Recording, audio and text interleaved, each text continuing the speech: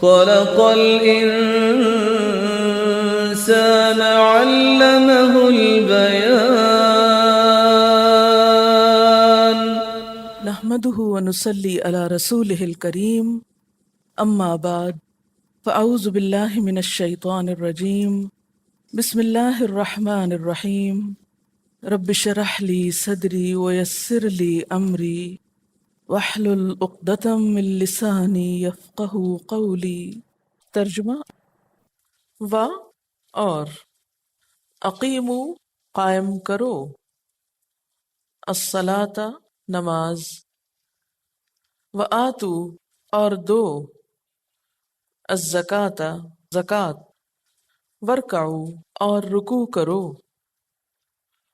مع الراکعین رکوع کرنے والوں کے ساتھ،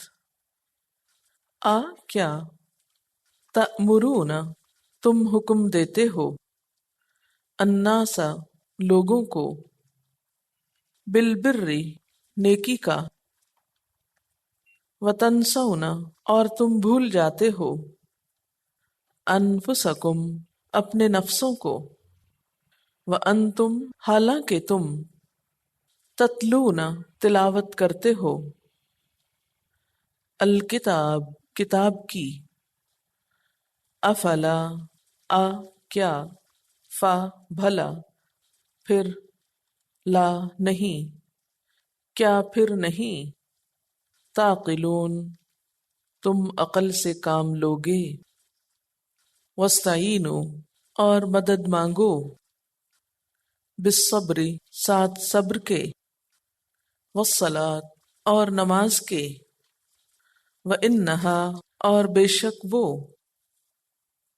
لکبیرۃ البتہ بڑی ہے، الا مگر، علی اوپر، الخاشعین عاجزی کرنے والوں کے، خشوع کرنے والوں کے، الذین وہ لوگ، یظنون جو یقین رکھتے ہیں، انہم بے شک وہ، ملاقو ملاقات کرنے والے ہیں، ربہم اپنے رب سے، وانہم اور بے شک وہ، الیہ طرف اس کے، راجعون لوٹنے والے ہیں، واقیموا اور قائم کرو، الصلاۃ نماز، وآتوا اور دو، الزکاۃ زکوٰۃ۔ اچھا، یہ جو اقیم الصلاۃ ہے اس کا کیا معنی ہوتا ہے؟ اقیمو کا لفظ جو ہے قاف واو میم سے ہے۔ اقامت کا لفظی معنی ہوتا ہے سیدھا کرنا اور ثابت رکھنا، اور عادتاً جو دیوار یا درخت وغیرہ سیدھے ہوتے ہیں وہ گرتے نہیں۔ اگر دیوار ٹیڑھی ہو تو کیا لگتا ہے؟ ابھی گر جائے گی۔ درخت بھی اگر بہت جھکا ہوا تو کیا لگتا ہے؟ گر جائے گا۔ تو جو چیز سیدھی ہوتی ہے وہ مضبوط ہوتی ہے، کھڑی رہتی، جمی رہتی، گرنے کا خطرہ کم ہوتا ہے۔ اس لیے اقامت کا معنی کیا ہے؟ قائم و دائم۔ اور قرآن پاک اور سنت رسول صلی اللہ علیہ وسلم میں اقامت صلاۃ کا مطلب یہ ہوتا ہے کہ نماز کو اس کے وقت کی پابندی کے ساتھ، اس کے پورے آداب و شرائط کی رعایت رکھتے ہوئے ادا کیا جائے۔ صرف نماز پڑھ لینے کا نام اقامت صلاۃ نہیں ہوتا۔ پھر ہے وآتو اور دو، کیا دو؟ الزکاۃ۔ زکوٰۃ کیا ہوتا ہے؟ زکوٰۃ کا جو لفظی معنی ہوتا ہے ڈکشنری میں وہ ہوتا ہے پاک کرنا، اور ایک دوسرا معنی ہے بڑھانا، نشو نما دینا۔ شریعت میں زکوٰۃ کس کو کہتے ہیں؟ مال کے اس حصے کو کہتے ہیں جو اللہ تعالیٰ کے حکم کے مطابق ایک مخصوص مقدار میں مال میں سے نکالا جاتا ہے، اور اس کے حکم کے مطابق ہی اس کو خرچ کیا جاتا ہے۔ یعنی صرف نکالا ہی نہیں جاتا بلکہ دیا بھی وہاں جاتا ہے جہاں اللہ تعالیٰ چاہتا ہے۔ یہ دونوں لفظ اردو میں عام استعمال ہوتے ہیں، صلاۃ اور زکوٰۃ۔ ورکعو اور رکوع کرو۔ رکوع کرنے کا معنی کیا ہے؟ جھک جانا۔ اور اصطلاح میں رکوع کیا ہوتا ہے؟ قیام اور سجدے کے بیچ کی حالت۔ مع الراکعین رکوع کرنے والوں کے ساتھ. اتأمرون الناس، کیا، تأمرون، الف میم رے، امر، حکم. اتأمرون کیا تم حکم دیتے ہو، الناس لوگوں کو، بالبر نیکی کا، بر بے رے رے، وسیع پیمانے پہ نیکی کرنا. اصل میں بر کہتے ہیں جنگل کو.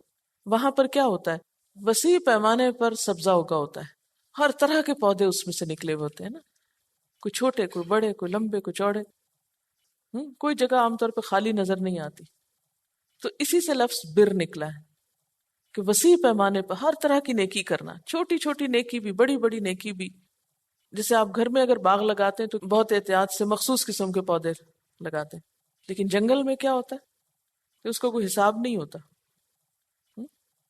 تو بر وہ نیکی ہوتی ہے جو سوچ سوچ اور تول تول کے نہیں کی جاتی، جتنی توفیق ہو اور جب موقع ملے کرتے چلے جائیں. وَتَنْسَوْنَ اور تم بھول جاتے ہو. تنسونا کا لفظ کس سے نکلا ہے، نسیان سے نکلا ہے. وَتَنْسَوْنَ أَنفُسَكُمْ اور تم بھول جاتے ہو اپنے نفسوں کو. انفس نفس کی جمع ہے. وَأَنْتُمْ حالانکہ تم تتلون پڑھتے ہو تلاوت کرتے ہو. تلا یتلو تلاوت یا تلا یتلو تلون کا مطلب ہوتا ہے پیچھے آنا، یعنی اس طرح پڑھا جائے کہ مطلب پیچھے آئے، سمجھ میں بھی آئے، اس کو تلاوت کہتے ہیں. ہم اس کے بغیر ہی تلاوت کر لیتے ہیں. افلا تعقلون کیا پھر نہیں تم عقل رکھتے. تعقلون کا روٹ کیا ہے، عین قاف لام عقل. عقل کا لفظی معنی ہوتا ہے باندھنا، اونٹ کا باندھنا. عقل انسان کو باندھ کے رکھتی ہے. وَاسْتَعِینُوا عین واو نون اس کا روٹ ہے، کسی سے مدد اور تعاون طلب کرنا. بالصبر ساتھ صبر کے. صبر کا معنی ہوتا ہے اپنے آپ کو روکنا، اپنے دل کو اپنی خواہشات کو اس طرح روکنا کہ اللہ تعالیٰ کی نافرمانی نہ ہو. تکلیف اور صدمے اور مصیبت کے وقت شدید ریاکشن سے اپنے آپ کو روکنا، ایسے نیگیٹو ریاکشن سے روکنا جو اللہ تعالیٰ کی ناراضگی کا سبب بنے. لفظی معنی کیا ہوتا ہے، روک لینا، کنٹرول کر لینا اپنے آپ کو. والصلاۃ نماز کے. وَإِنَّهَا اور بے شک وہ لَكَبِيرَةٌ البتہ بھاری ہے، الا مگر، الا اوپر، الخاشعین خاشع کی جمع ہے. خاشعین خشوع کرنے والے. خشوع کیا ہوتا ہے، خے شین عین خشع. خشع کا مطلب ہوتا ہے دب جانا، جھک جانا، عاجزی اور انکساری کرنا. یہ دل کی کیفیت کا نام ہے. دل میں ایسا ڈر پیدا ہونا جس کی وجہ سے انسان کے اعضاء، اس کا جسم، اس کی نگاہیں، سب کچھ جھک جائیں، دب جائیں. تو اسی لیے اس کا معنی کیا ہوتا ہے، عاجزی اور انکساری. الذین وہ لوگ، یظنون، یظنون کا لفظ کہاں سے نکلا، ظن سے، زوئے نون نون ظن. ظن کس کو کہتے ہیں اردو میں، گمان کو کہتے ہیں، لیکن عربی میں صرف گمان کو نہیں کہتے، یقین کو بھی کہتے ہیں. عربی کون سی زبان ہے، لغت ازداد. جیسے یشترونا کا مطلب کیا، خریدنا اور بیچنا، اسی طرح ظن کا معنی گمان اور یقین دونوں ہے. اب یہاں کیا ترجمہ ہم کریں گے، جو یقین رکھتے ہیں، جن کا خیال ہے، لیکن خیال کون سا ہے، یقینی. انہم بے شک وہ، ملاقو ملاقات کرنے والے ہیں، ربہم اپنے رب سے. وانہم اور بے شک وہ، الیہ اس کی طرف، راجعون رجوع کرنے والے ہیں. وَأَقِیمُوا الصَّلَاةَ اور نماز قائم کرو. یہاں نماز قائم کرنے کا حکم کیوں دیا گیا، کیونکہ نماز انسان کو برائیوں سے بچاتی ہے، نیکی کا شوق دلاتی ہے، نیکی پر استقامت کی توفیق دلاتی ہے. اور نماز قائم کرو. وَآتُوا الزَّکَاةَ اور زکوٰۃ دیا کرو جو مال کی پاکیزگی کا سبب ہوتی. اور زکوٰۃ کے دوسرے معنی کیا تھے، بڑھانا، نشو نما کرنا. کہ زکوٰۃ کے دینے سے انسان کے اندر خیر پھوٹتی ہے، بھلائیاں نشو نما پاتی ہیں، نیکی کا شوق ابھرتا ہے. اور کیا کرو، ورکعو رکوع کرو. کس کے ساتھ، مع الراکعین دوسرے رکوع کرنے والوں کے ساتھ. کس چیز کی طرف اشارہ ہے، نماز با جماعت کی طرف. راکعین بہت سارے رکوع کرنے والے، یعنی صحابہ کرام جو مل جل کر نماز پڑھتے ہیں، تم بھی ان کے ساتھ مل جل کر نماز پڑھو، 1.5 اینٹ کی مسجد الگ نہ بناؤ، کیونکہ کہا جاتا ہے کہ یہود کے ہاں نماز با جماعت کی ایسی تاکید نہیں تھی جس طرح ہماری امت کو کی گئی، یعنی جس طرح مسلمانوں کو نماز با جماعت کی تلقین ہے اس طرح ان کے ہاں نہ تھی، تو ان کو حکم دیا جا رہا ہے کہ تم بھی مسلمانوں کے ساتھ مل کر اکٹھے ہو کر عبادت کرو۔ اتامرون الناس بالبر، کیا تم لوگوں کو نیکی کا حکم دیتے ہو؟ یہ کون سی نیکی تھی جس کا حکم یہ لوگوں کو دیتے تھے؟ حضرت عبداللہ بن عباس کہتے ہیں کہ مدینہ کے بعض یہودی اپنے عزیز و اقارب سے جو اسلام لا چکے تھے کہتے کہ ہاں ٹھیک ہے، بہت اچھا کام کیا تم نے، اسلام لائے رکھو، یعنی ان کو خوش کرنے کے لیے، اچھا مذہب ہے، لیکن خود دنیا کے فائدے، لالچ، حسد اور دیگر امراض کی بنا پر خود اسلام لانے سے رک جاتے۔ تو اس کے لیے کہا گیا کہ تم لوگوں کو نیکی کا حکم دیتے ہو، لوگوں کو کہتے ہو کہ ہاں ٹھیک ہے اسلام لے آؤ، وَتَنْسَوْنَ أَنفُسَكُمْ، اور اپنے آپ کو بھول جاتے ہو، یعنی خود مسلمان نہیں ہوتے۔ وَأَنْتُمْ، حالانکہ تم تتلون الکتاب، تم کتاب کی تلاوت کرتے ہو، یعنی اپنی کتاب کو سمجھتے بھی ہو، اور اس میں یہ بات لکھی ہوئی ہے۔ کون سی بات؟ کہ ایک نبی آئے گا جس کی تمہیں پیروی کرنا ہے، جس پر تمہیں ایمان لانا ہے، اس کی مدد کرنا ہے۔ افلا تعقلون، کیا پھر تم عقل سے کام نہیں لوگے؟ کہ تمہارے قول و فعل میں جو تضاد ہے یہ تمہاری عقل کی کمی پر دلیل ہے، یعنی اپنے قول و فعل کے اس تضاد پر عقل سے کام نہ لوگے، سمجھو گے نہیں بات کو کہ کیا کہہ رہے ہو اور کیا کر رہے ہو۔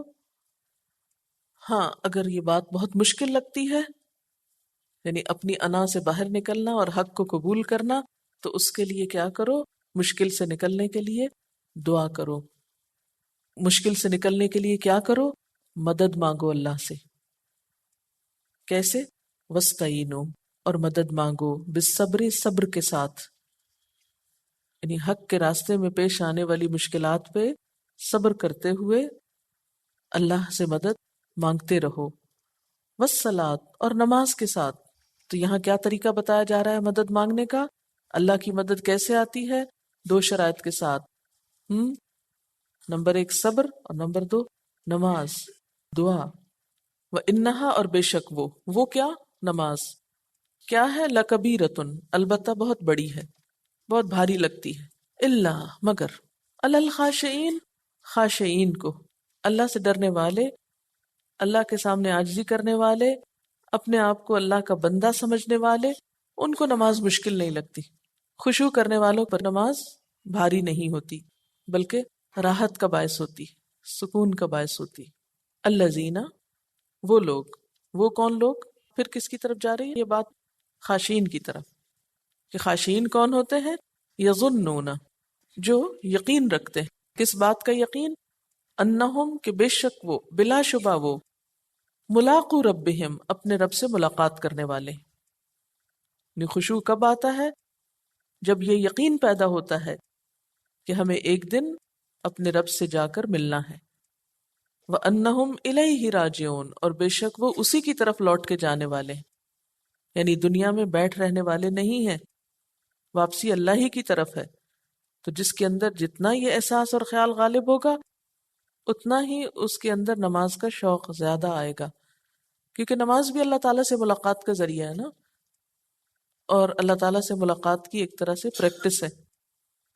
جو دنیا میں شوق کے ساتھ نماز کی طرف جاتا ہے وہ قیامت کے دن بھی شوق کے ساتھ اللہ تعالیٰ کی ملاقات کے لیے جائے گا، خوشی خوشی۔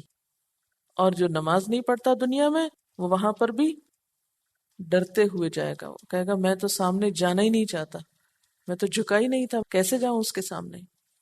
اب ہے یہ بڑا مشکل کام، اتنا آسان نہیں ہے، خاص طور پر جب لوگوں کی مخالفت کا ڈر ہو اور اپنی شان اور آن جانے کا خوف ہو تو یہ کام بہت مشکل لگتا ہے۔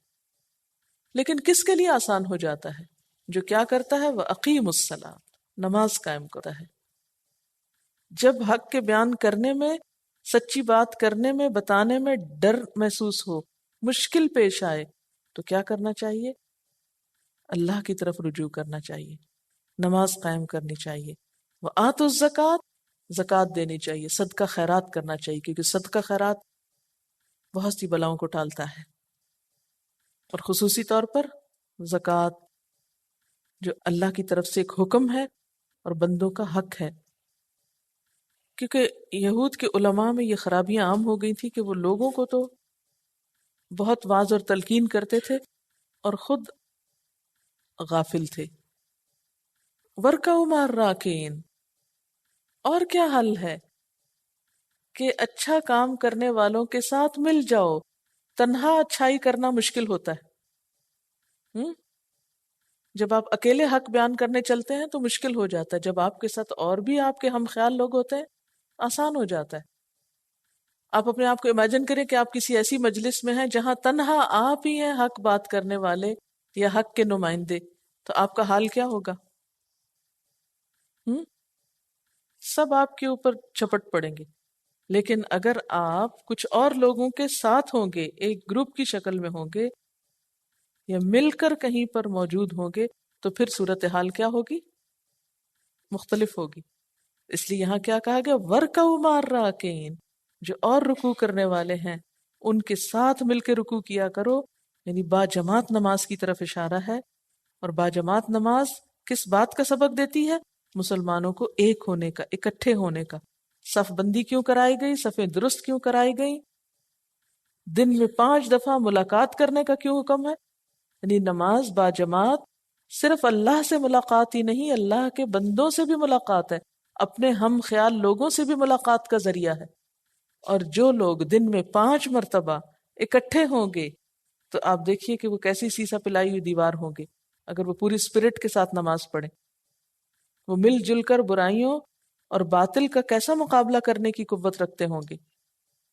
تو یہ ایک طرح سے نسخہ یہ ایسے ہی نہیں کہا کہ نماز پڑھو، زکوٰۃ دو، رکوع کرنے والوں کے ساتھ رکوع کرو.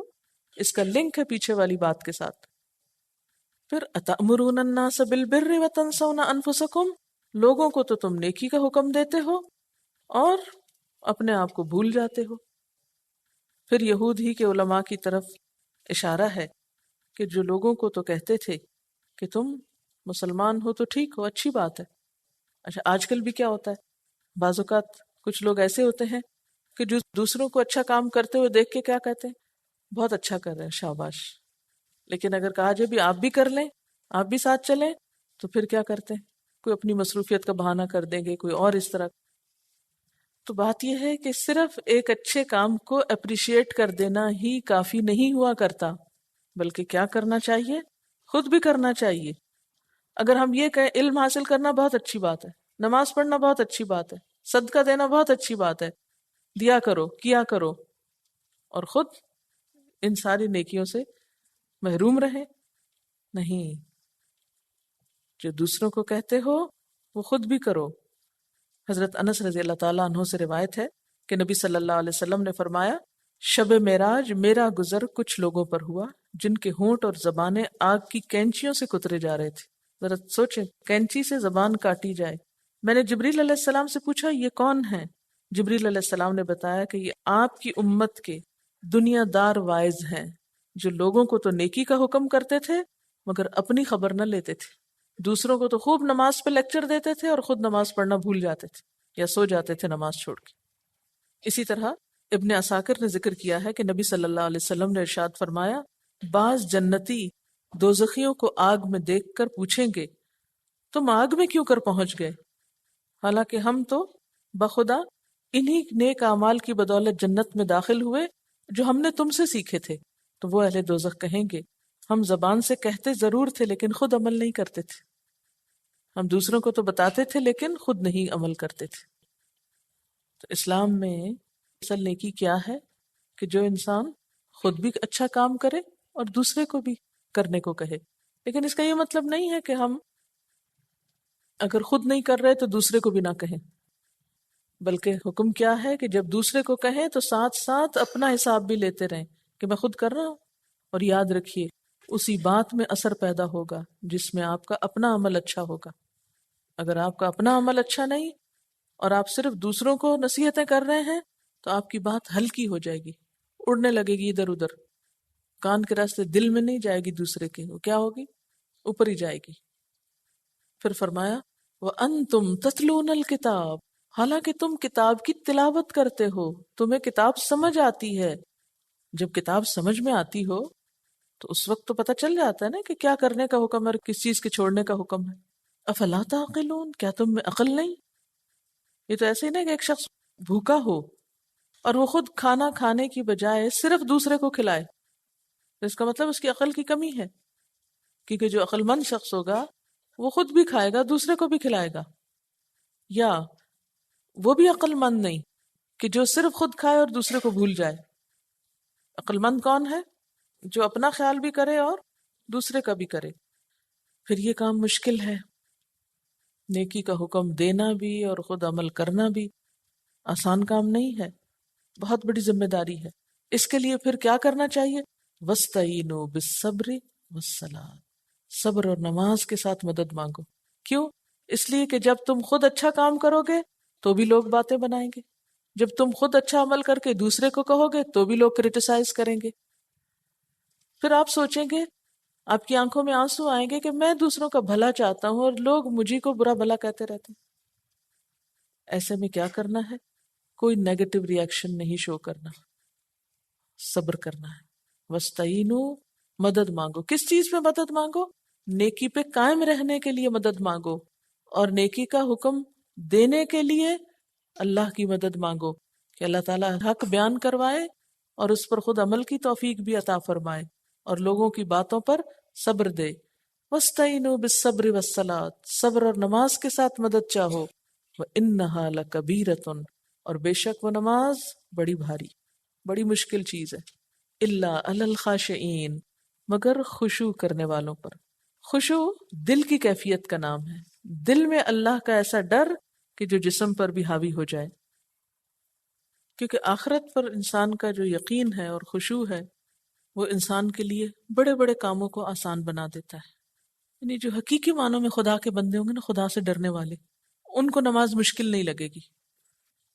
الذین یظنون انہم ملاقو ربہم، کیونکہ ان کو یقین ہے کہ انہیں ایک دن اپنے رب سے جا کے ملنا ہے، ان کو پتا ہے کہ انہوں نے واپس جانا ہے۔ نماز تو وہی چھوڑ سکتا ہے نا کہ جسے واپسی کی فکر نہ ہو، جو یہ سمجھے کہ میں ہمیشہ دنیا میں رہوں گا، تو یہ وقت ہمیشہ ایسا ہی رہے گا، ہم سدا جوان ہی رہیں گے، ہم صحت مند ہی رہیں گے، ہم یہیں بیٹھے رہیں گے، ہمیں واپس نہیں جانا۔ ہم سوتے رہتے اور نماز نہیں پڑھتے تو یہ بستر ہمیشہ ہمارے پاس رہیں گے، ایک دن قبر میں نہیں جانا۔ ہم کھانا کھاتے رہتے ہیں اور نماز بھول جاتے ہیں اور چھوڑ دیتے ہیں، کیا یہ سب کھانے اسی طرح ہمیں ملتے رہیں گے؟ موت کا پنجہ آ کر چھڑا کے لے نہیں جائے گا؟ تو جس کو یقین ہو کہ اس نے واپس جانا ہے، اس کے لیے نماز مشکل نہیں، وہ دوسرے کاموں سے پہلے نماز پڑھ لے گا۔ وَأَنَّهُمْ إِلَيْهِ رَاجِعُونَ، واپسی تو ضروری ہے، واپسی تو لازم ہے، واپسی کا سفر تو طے شدہ ہے، اس سے تو کوئی بھی بھاگ نہیں سکتا۔ اب یہ جو خاشعین ہے نا، اس کے بارے میں بھی تھوڑی سی بات کروں گی کہ خشوع کا اظہار کیسے ہوتا ہے؟ عمل سے ہوتا ہے، صرف جسمانی کیفیت سے نہیں۔ اور خشوع کو جان بوجھ کے ظاہر کرنا، اپنے سر کو جھکا کے بیٹھ جانا اور مسکین بن جانا، یہ ایک تصنع ہے، یعنی ایک مصنوعی کیفیت، آرٹیفیشل طریقہ ہے۔ حضرت عمر رضی اللہ تعالیٰ عنہ نے ایک نوجوان کو دیکھا، سر جھکا کے بیٹھا ہے، سر اٹھا، خشوع دل میں ہوتا ہے، جس کے دل میں ہوگا خود بخود اس کے اوپر نظر آنے لگے گا۔ اس کے لیے یہ ضروری نہیں کہ آپ سب کام چھوڑ کے نیچے سر کر کے بیٹھ جائیں۔ حضرت ابراہیم نخعی کا ارشاد ہے، موٹا کپڑا پہننے، موٹا کھانے اور سر جھکانے کا نام خشوع نہیں ہے، بلکہ خشوع تو یہ ہے کہ تم حق کے معاملے میں شریف اور رذیل کے ساتھ یکساں سلوک کرو، یعنی چھوٹے بڑے کے ساتھ اچھا سلوک کرو، اور اللہ نے جو تم پر فرض کیا ہے اسے ادا کرنے میں اپنے دل کو فارغ کر لو۔ حضرت حسن کا ارشاد ہے کہ حضرت عمر جب بات کرتے تو سنا کر کرتے تھے، جب بات کرتے منہ میں نہیں بولتے تھے۔ حضرت عمر رضی اللہ تعالیٰ عنہ کیسے کرتے تھے؟ جب بات کرتے سنا کے کرتے، جب چلتے تو تیز چلتے، جب مارتے تو زور سے مارتے، حالانکہ وہ بہت خشوع رکھنے والے تھے۔ ایک دفعہ کسی نے ان سے کہا اتق اللہ، اللہ سے ڈرو، تو انہوں نے اپنا گال زمین پہ رکھ دیا، اتنا خشوع تھا ان میں۔ لیکن بات کو قوت سے کرنا اور پورے کانفیڈنس سے بولنا اور کانفیڈنس سے چلنا اور اپنے کاموں کو صحیح طریقے پر جان اور جسم اور ہمت کے ساتھ کرنا، یہ عین تقویٰ ہے، عین خشوع ہے۔ ہم خشوع کا کیا مطلب لیتے ہیں؟ بس بالکل ڈھیلے ڈھالے پڑ جاؤ، ہائے ہائے کرو اور کوئی کام نہ کرو اور مسکین اور لڑکھڑاتے ہوئے چلو، یہ اسلامی طریقہ نہیں۔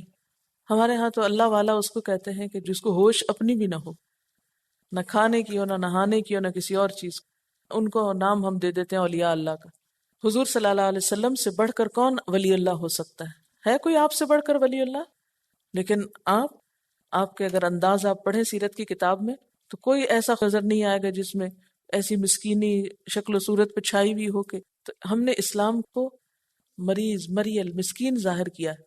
جو دیندار ہو اس کے منہ سے تو بات ہی نہ نکلتی ہو، چلے تو پاؤں گھسیٹ گھسیٹ کے چلے جیسے زندگی کے دن کاٹ رہا ہے کسی مجبوری سے۔ لوگ اسلام کو کہاں سے ڈھونڈیں گے، کہاں دیکھیں گے؟ کتابیں پڑھیں گے جا کے، آپ کی شکل و صورت میں دیکھیں گے۔ عموماً ہم دیندار ہوتے ہی بس کندھے جھکا بیٹھتے ہیں۔ ٹھیک ہے، عاجزی اور انکساری ہونی چاہیے کہ دوسرے کا احترام کریں، آپ آرام سے بات کریں، آپ دوسرے کا لحاظ رکھیں، دوسرے کا خیال رکھیں، لیکن اس کا یہ مطلب نہیں کہ آپ شکل و صورت پہ 12 کی بجائے 1 بجا لیں، 1 بجے سے پہلے ہی۔ اچھا جناب، تو نماز کس پہ بھاری نہیں؟ جن کے اندر حقیقی معنوں میں عاجزی، ایسی عاجزی کہ جو ان کے عمل میں بہتری پیدا کرتی۔ وآخر دعوانا ان الحمد للہ رب العالمین۔ سبحانک اللہم وبحمدک اشہد ان لا الہ الا انت استغفرک واتوب الیک۔ والسلام علیکم ورحمۃ اللہ وبرکاتہ۔